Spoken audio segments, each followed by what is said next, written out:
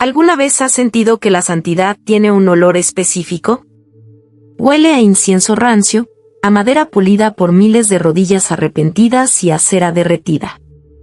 Pero el pecado tiene un aroma completamente distinto. Huele a sudor frío, a sábanas revueltas, a cobre y a tormenta. Escúchame bien.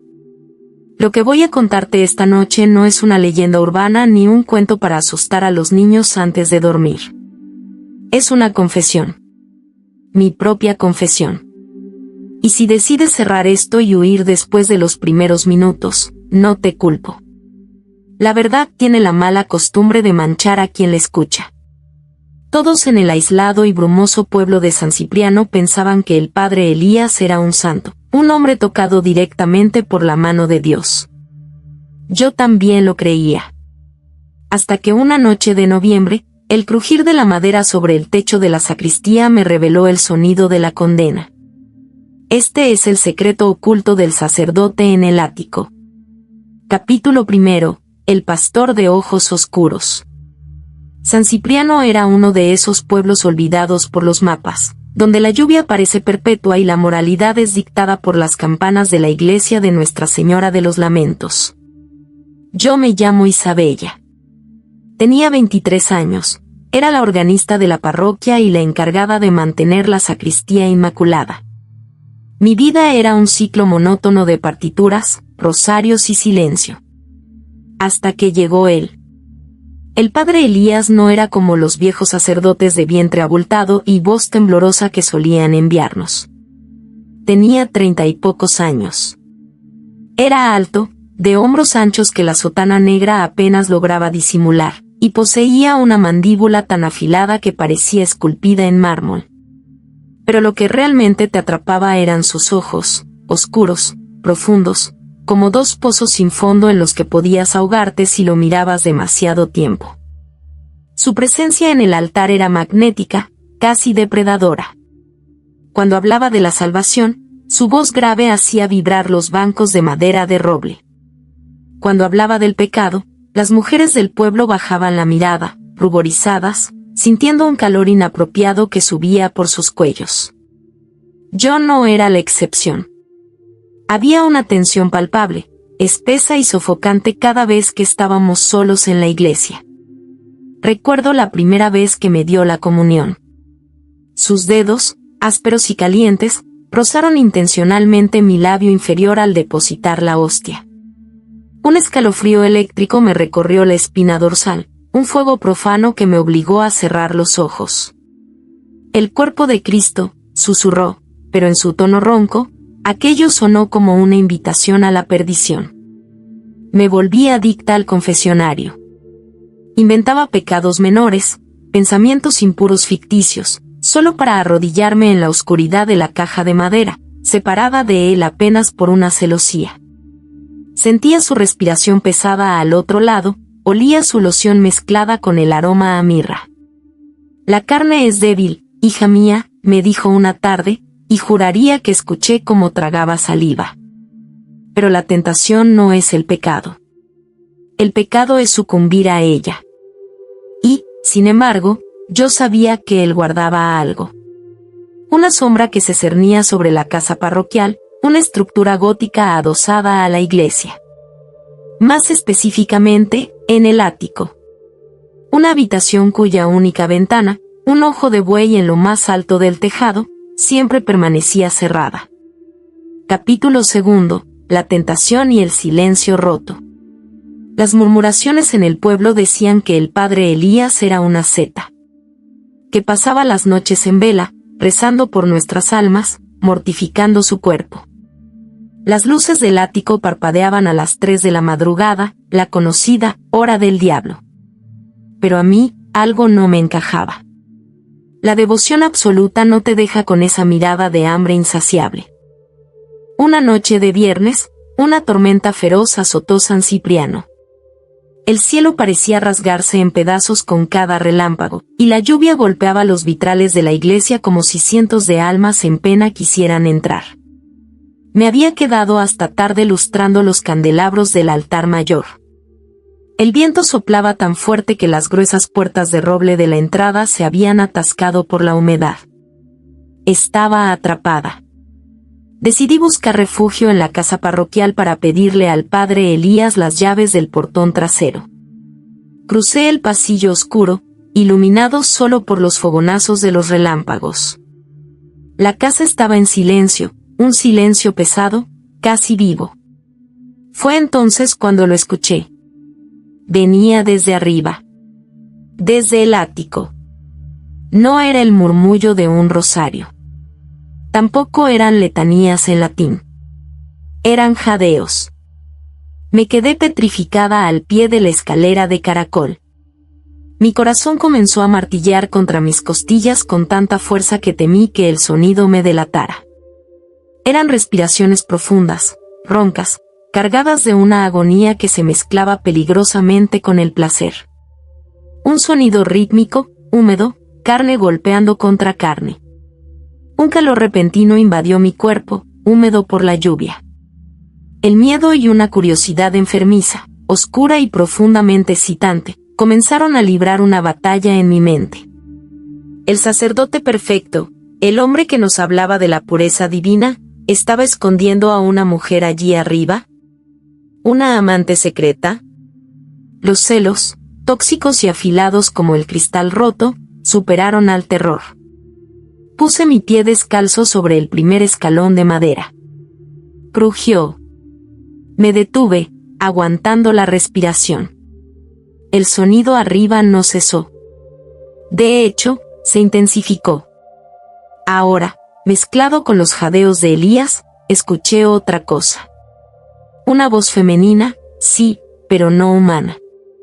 Era un susurro gutural, melodioso y vibrante, que parecía resonar directamente dentro de mi cabeza en lugar de en el aire. Canturreaba en un idioma antiguo, lleno de eses siseantes y erres arrastradas. Subí. Un escalón tras otro. La oscuridad era casi total, rota solo por la luz parpadeante de las velas que se filtraba por debajo de la pesada puerta de roble del ático. Capítulo 3. El altar de carne y sombras. Al llegar al rellano, el aire cambió.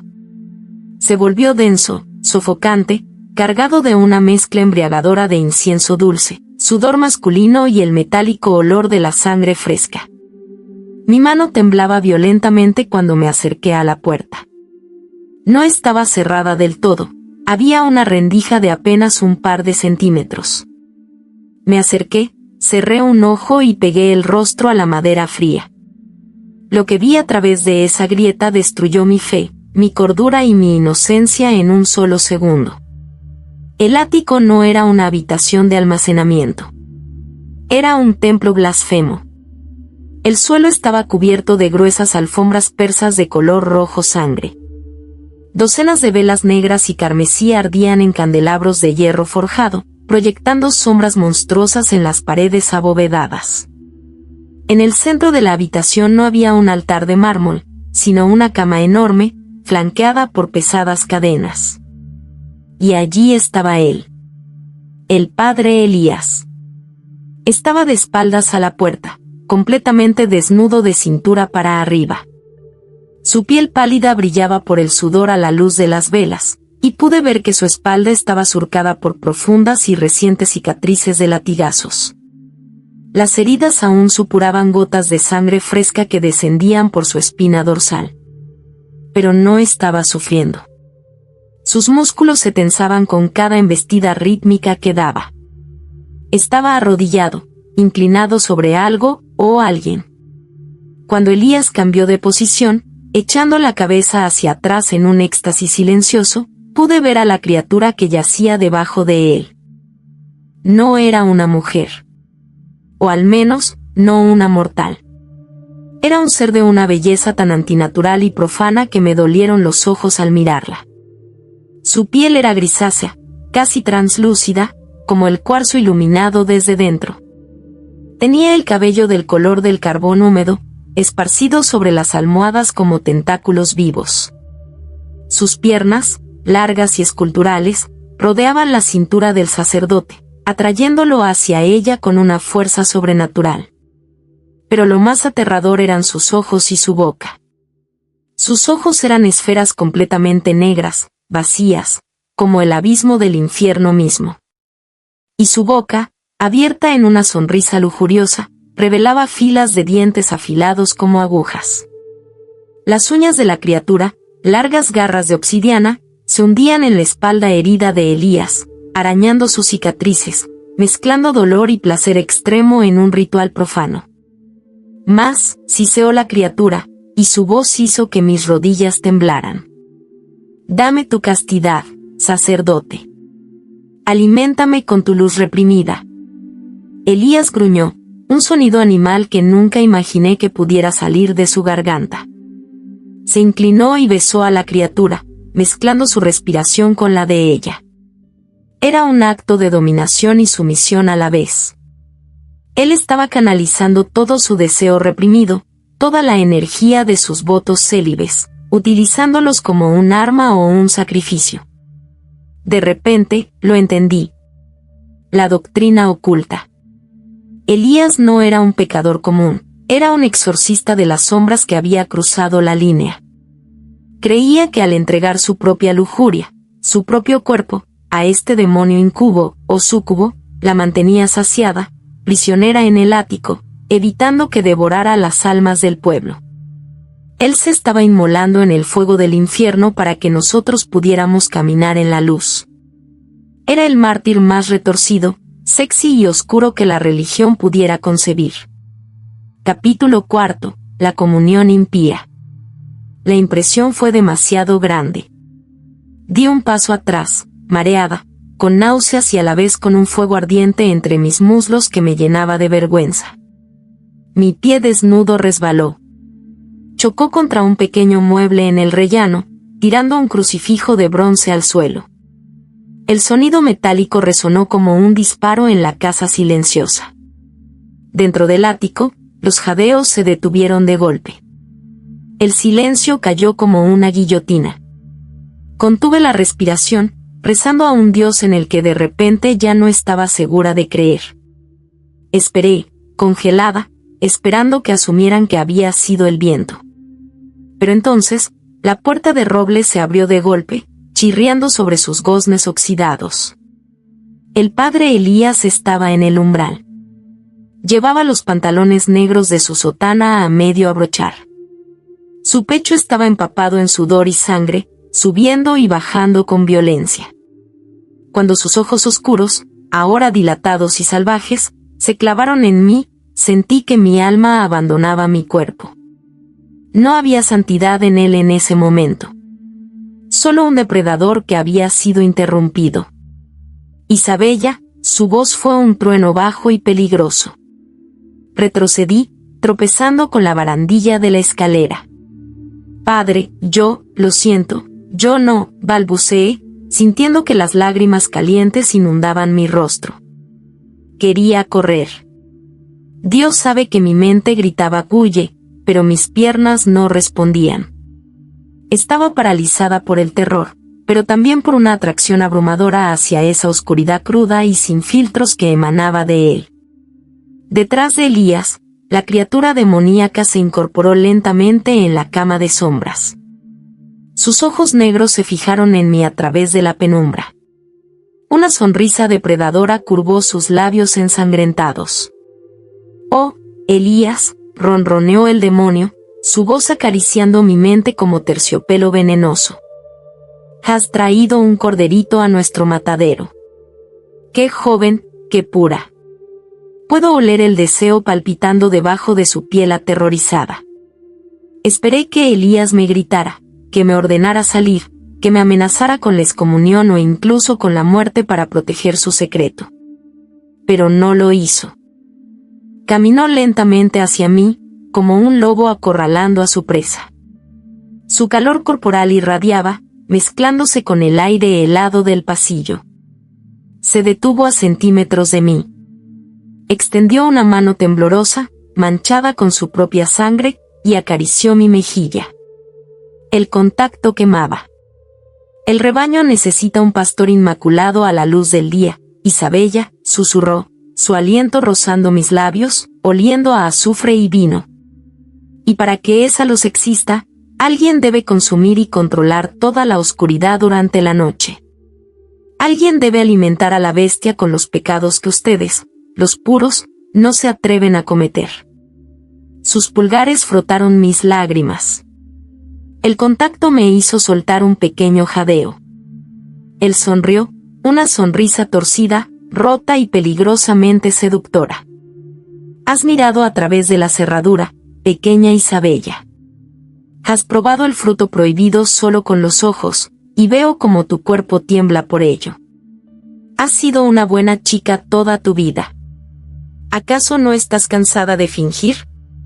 Miré sus ojos oscuros. Luego, por encima de su hombro, miré a la criatura en la cama, que nos observaba con lujuriosa anticipación, extendiendo una garra hacia nosotros en señal de invitación. El terror, la devoción religiosa y el deseo carnal se fusionaron en mi pecho hasta convertirse en una sola emoción indescifrable. El dogma con el que había crecido se desmoronó, reemplazado por la cruda, palpitante y pecaminosa realidad que tenía frente a mí.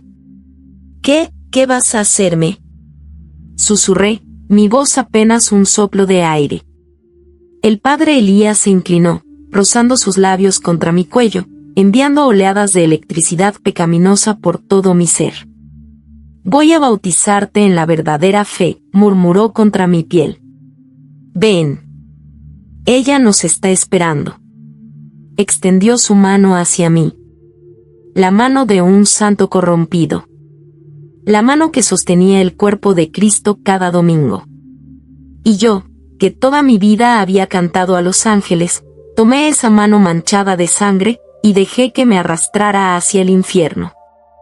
Ese es el secreto del sacerdote en el ático. Un secreto que ahora, también es mío. Así que dime, cuando vayas a la iglesia este domingo y el sacerdote te ofrezca la hostia en la boca, mirándote fijamente a los ojos, ¿estás seguro de que es a Dios a quien está alimentando? Han pasado 3 años desde aquella tormenta de noviembre. Si visitas San Cipriano hoy, notarás que la iglesia de Nuestra Señora de los Lamentos luce más próspera. Los bancos de roble han sido restaurados, el altar brilla con un oro impecable y el coro suena con una devoción que arranca lágrimas a los fieles. Yo sigo siendo la organista. Sigo tocando los himnos de salvación cada domingo por la mañana, vestida con recatados cuellos altos y faldas largas que rozan mis tobillos. Las mujeres del pueblo siguen suspirando por el padre Elías.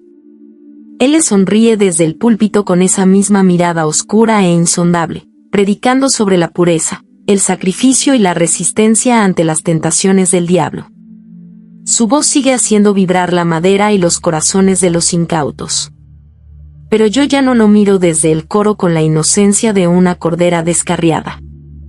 Lo miro con la complicidad de quien comparte la llave del abismo.